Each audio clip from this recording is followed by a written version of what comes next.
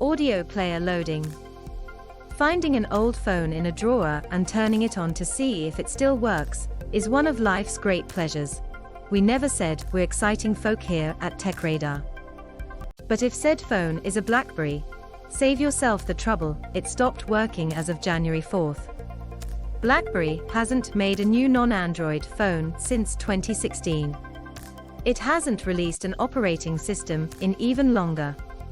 And now it's turned the service off, meaning no phone calls, no emails, no messages, nada. In fairness, the majority of BB owners have migrated to iOS or Android over the years, with the absence of Windows Phone as well. It's a fairly binary choice these days. Even diehard BlackBerry fans, who wanted mod cons, had to migrate to Android in latter years. A licensing deal with China's TCL kept the brand name alive, with Google's OS powering the backend. But now, the life support machine's been switched off and legacy BlackBerry devices will no longer function reliably, says BlackBerry. So let's be nostalgic for a minute and look at 5 things BlackBerry got fantastically right, and 5 things it got badly wrong. 5 things BlackBerry phones got right. The BlackBerry 9900, image credit, BlackBerry. 1. The Look at Me light. Sometimes, the smallest things have the biggest impact. This was never truer than the blinking notification light, something we hanker after even today. Android phones might serve up an always-on display, but nothing comes close in our retro rose-tinted eyes. Ignore it. Not a chance. You couldn't unsee it. The itch that had to be scratched. Who wanted us? Was it important? Only one way to find out. Flashing green meant relax, you're online, blue for Bluetooth, obviously, or red to say oi. And you could customize it, too. In the days when anything beyond a polyphonic ringtone was a luxury, this was the gold standard in personalization. 2. The best keyboard. They all have these keyboards that are there whether you need them or not, spouted Apple's seer as he unveiled the iPhone, bashed competitors, and pounded the first nail into BlackBerry's metaphorical coffin. How do you solve this? Key point: BlackBerry users didn't want this solved. The keys were tactile with a satisfactory click. Small, but not too small. We could use one hand or two, and they always seemed to know what we wanted to say. Even in later years, after flirting and failing with touchscreens, the keyboard came back to BlackBerry, because it was what the users wanted. Welcome back, old friend. Other devices tried: Motorola's Q had a go, HTC's ill-fated Facebook, CHACHA phone, and a few others too. But they were always poor imitations. Rumor had it that the keys resembled blackberry seeds, hence the company's name. And once some had a sweet taste of this fruit, they found it hard to give up. 3. On message. Image credit, TechRadar. A proprietary message service to lock users in. Where have we heard that before? No, Apple, you're off the hook. Because our IM got here first. For many of us, BBM was the reason to get a BlackBerry. A locked-down ultra-secure messaging service that allowed users to DM friends or groups and send files securely.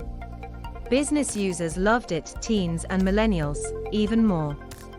Suddenly, "What's your PIN?" was the teenage greeting of choice from people other than just muggers. And if you didn't get a reply to your message instantly, you could ping, basically annoy the person who was ignoring you with the digital equivalent of continuously poking them in the face. But time waits for no man. BlackBerry's refusal to open up to other platforms ultimately helped move it into irrelevance. With cross-platform options like WhatsApp on the scene, by the time BBM had decided to make itself available elsewhere, it was too late. There's a lesson there: don't hang about. 4. Case in point. These days, you're lucky to get a charger in the box with your smartphone. For all of the company's corporate faults, generosity wasn't one. Unboxing gave us a treasure trove of goodies, From a classy leather holster engraved with the BlackBerry logo to a belt clip, because naughties, to some of the more mundane extras like a sync cable and CD-ROM. Some markets really pushed the metaphorical boat out, including an official chrome rim charging stand and a polishing cloth. BlackBerrys were premium devices and they cost a pretty penny by the standards of the day. There wasn't an expectation that customers should be nickel and dimed on top. 2022's market could learn a thing or two. 5. Maximum exposure. There are some things money just can't buy: eternal life, true love, real class. And an endorsement from Oprah, one of the world's richest stars. She doesn't say she likes something unless she wants to. And she couldn't shut up about her BlackBerry.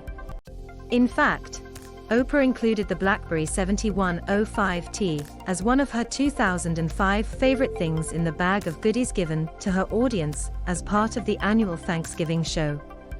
Some CEOs would sell a kidney for this exposure. It was arguably the start of IM, BlackBerry's parent company, catapulting from corporate to consumer in a big way, with RIM devices appearing in the hands of everyone from Kim Kardashian to President Obama, who had to have a custom ultra-secure version designed. Not to mention demand among Joe and Jane public. This was before the days of the gram, before influencing as we know it, and BlackBerry landed the biggest influencer of them all on primetime US TV. 5 things BlackBerry phones got wrong. The BlackBerry Bold 9700, image credit, TechRadar. 1. Absolutely woeful. BlackBerry App World was the wettest and most feeble app store you could get on a phone. What a letdown. Ironically, BlackBerrys had always been open, allowing external apps to be installed with relative ease. But Apple and Android gave us curated, managed storefronts.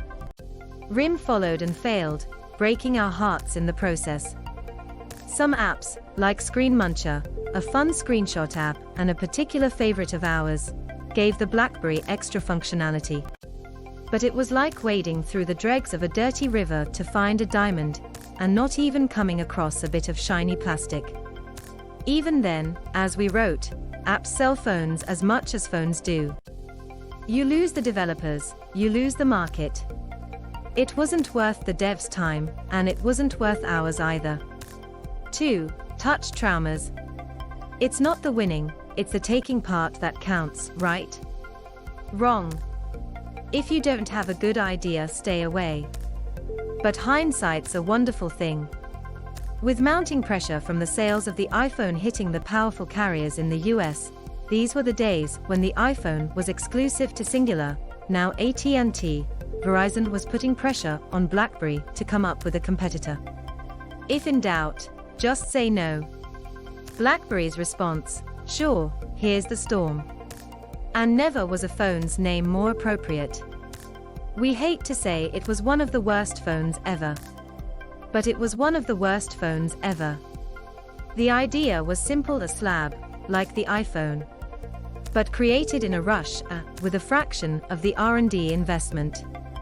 The keyboard BlackBerry users loved was gone and replaced with an on-screen version, which required the whole screen to be pressed in for every touch.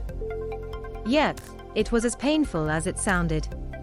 It was a disaster from a user interface perspective, and a disaster for RIM's bottom line, when the phones started breaking in their thousands and Verizon demanded RIM pay to repair them.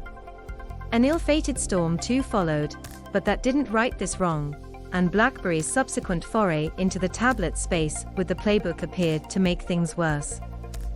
Launching a device that initially couldn't run BlackBerry staples like email, contacts and calendar properly without an accompanying BlackBerry phone was a universe away from the all-in-one convenience of the iPad, which was well established by then. To many, it cemented the notion in their minds that RIM had lost the plot. 3. Crack attack. BlackBerrys were fun, but they were also addictive. The term crackberry was coined as a joke term, the implication being that these devices got users hooked like a Class A drug. But the compulsion was real for so many. They just couldn't put them down. In fairness, before the BlackBerry came along, All phones could really do was play Snake.